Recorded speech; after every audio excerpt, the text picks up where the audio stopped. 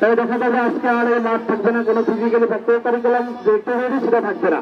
সেই জন্য আমি বিশেষভাবে অনুরোধ করবো রাজনৈতিক ব্যক্তিত্ব আমাদের গৌরী স্যার, সেই সাথে এই কলেজেরই উনি প্রিন্সিপাল, উনি যদি জোরালো ভাবে এর উদ্যোগ নেয় তাহলে সঠিক জায়গায় এই বিল্ডিংটা হবেই, যেমন আমার মাঠটাও সুরক্ষা থাকবে।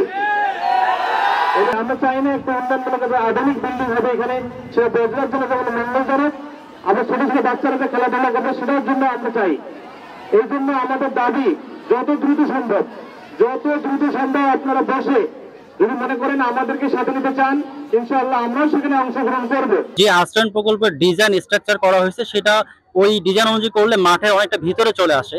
তো আমরা চাচ্ছি বা সকলের দাবি হচ্ছে ডিজাইনটাকে একটু পরিবর্তন করে, যেহেতু স্কুলের জায়গা জমি আছে, তো সেক্ষেত্রে যদি পিছিয়ে দেওয়া হয় 4, 5, 6, 7 যে যতটুকু হয় এই জায়গাটুকু সেভ হলে আমাদের মাঠটা সেভ হচ্ছে। অন্য কোনো শিক্ষা প্রতিষ্ঠানে এত বড় মাঠের আয়োজন নাই, কিন্তু সরকারের দৃষ্টি থাকা উচিত যখন কোনো প্রতিষ্ঠানের একাডেমিক স্বীকৃতি দেয়, প্রথম শর্ত হলো যে শিশুদের মনোবিকাশের জন্য, তারপর শারীরিক কসরতের জন্য মাঠ তারা সব থেকে দেয়।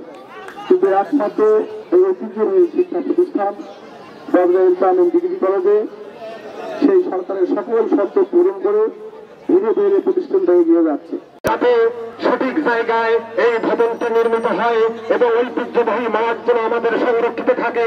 বজরা ইউনিয়ন সহ সারা উলিপুরের মানুষ যেন আমরা এই মাঠে আমাদের সাংস্কৃতিক কার্যকলাপ পরিচালনা করে নিজেদেরকে আমরা সহনাগরিক হিসেবে গড়িয়ে তুলতে পারি। আমাদের একমাত্র খেলার মাঠ ভবিষ্যৎ প্রজন্মকে টিকে রাখার জন্য এই খেলার মাঠের মধ্যে বিভিন্ন কনস্ট্রাকশনের কাজ চলতেছে, স্কুলের কাজ চলতেছে। সুতরাং আমাদের মাঠ রক্ষার জন্য আমরা আজকে মানববন্ধন একত্রিত হয়েছি যে মাঠ রক্ষা করবো। শুধু মাঠটা নয়, ভবিষ্যৎ প্রজন্ম বাঁচানোর জন্য মাদক থেকে বিভিন্ন কাজকর্ম থেকে বিরত থাকার জন্য আমাদের সুস্থ মানসিকতা দরকার।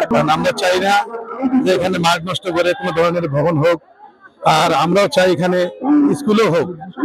নির্দিষ্ট একটা জায়গা আছে প্রাইমারির, সে নির্দিষ্ট স্থানেই বিল্ডিংটা যেন স্থাপিত হয়, এই দাবিতে আজকে আমরা মানববন্ধন করতে এসেছি। একটা শিশু বিকশিত করতে গেলে খেলার মাঠ দরকার প্রথমত। এর খেলার মাঠে যদি আমাদের না থাকে তাহলে এই বিল্ডিং দিয়ে আমাদের কি হবে? কিন্তু আমাদের যেহেতু উন্নয়নের স্বার্থে আমাদের এই স্কুলটি আমাদের হচ্ছে, আমাদের স্কুলও দরকার, মাঠটিও দরকার। সেজন্য আমাদের করতে হবে আমাদের মাঠ ঠিক রেখে পিছনে গাছ কেটে পিছনে যদি জায়গা থাকে স্কুলটা ওখানে করা হবে।